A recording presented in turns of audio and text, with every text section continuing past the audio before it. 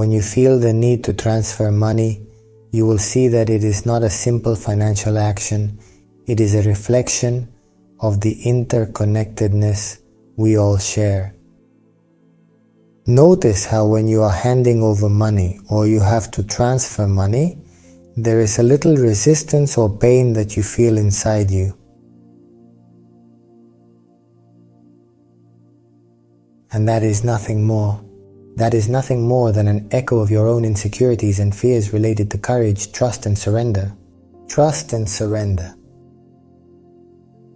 I invite you in this meditation to look beyond that simple transaction and begin by asking yourself, what is it that you are really giving away? Feel the answers. The answers resonate in your body. What are you giving? From a place of love and generosity, or are you giving from a place of fear and scarcity?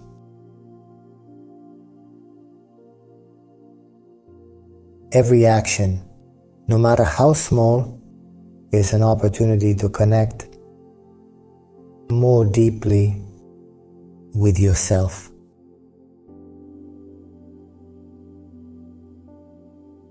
That inner resistance you feel when transferring money can be seen as a metaphor for how you relate to the give and take of life.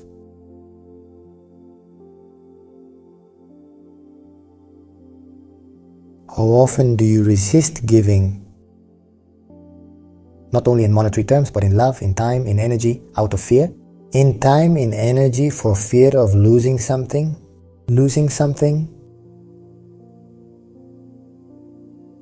Observe the answer you give yourself. How many times do you resist giving, not only in monetary terms, but in love, in time, in energy, for fear of losing something?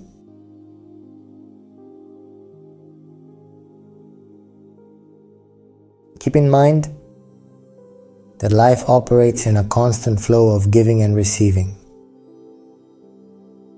And when you resist this natural flow, you are actually resisting life's own abundance and its own connection, and your own connection.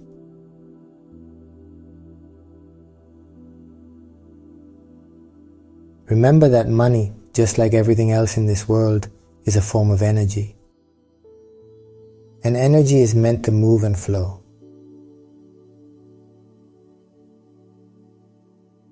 When you feel that inner pain or resistance, it is a sign that you are blocking that energy flow. It is an opportunity to reflect on your limiting beliefs and patterns related to money and abundance.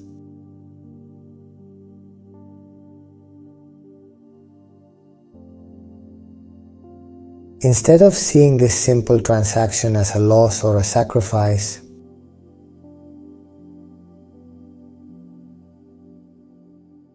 I propose that you try choosing to see it as an opportunity to align yourself with the natural flow of life, to practice generosity, and to remember that ultimately everything you give is going to come back to you in one form or another. Finally, I invite you to live from a place of trust, knowing that you are always sustained and supported by life itself.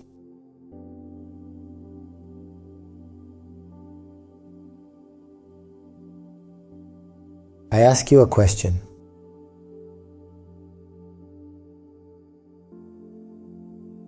Do you trust yourself?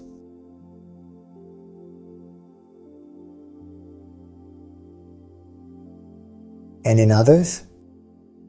Do you trust others?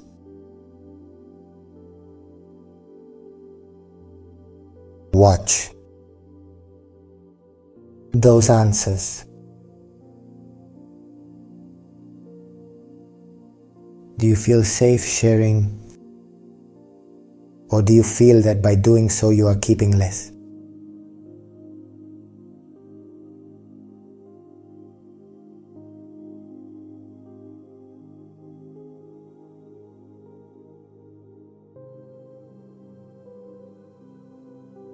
the act of transferring money actually relates to much deeper aspects of our own existence.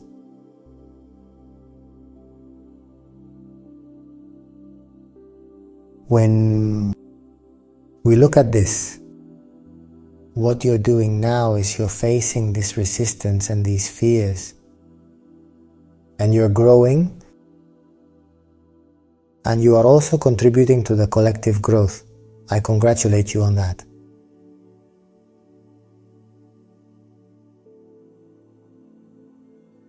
Embrace that inner resistance when you go to pay, when you go to transfer money. Look at it as a sign that there is something deeper that needs to be seen and understood. That act of understanding will cause you to release your own limitations. You are opening the door to a richer life, more connected, and more in tune with the natural flow of life. What if instead of seeing the act of giving not as a loss but as an expansion, by sharing, you are expanding your capacity for love, understanding, and connection. You are recognizing that you are part of something bigger than yourself.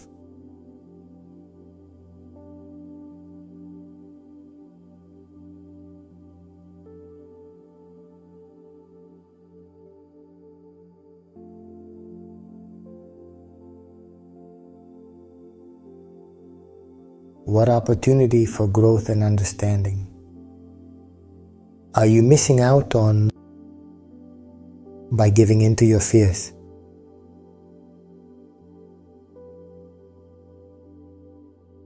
Remember that fear, that feeling of pain, of discomfort, is pointing you to the place where you need to go. To be able to observe it, embrace it and allow yourself to grow and understand yourself.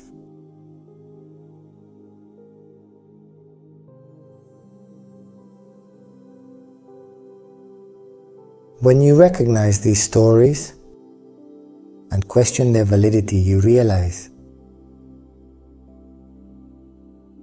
that you are freeing yourself from the shackles of the past and creating a new narrative, one that aligns with your essence and your deepest true purpose.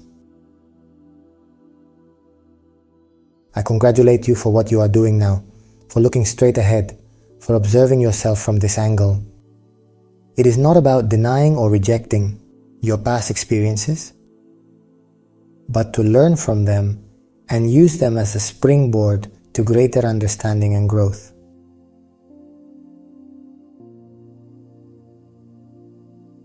Remember that in every moment you have the power to choose how you want to respond and how you want to live your life.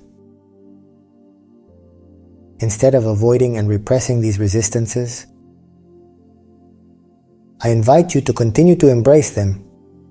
Embrace them with curiosity and compassion, and to explore them with an open heart and an inquiring mind. For in that exploration, you will discover treasures of wisdom and understanding that will guide you on your journey toward a more authentic and fulfilling life. What can you learn from that pain? How can you grow through that experience?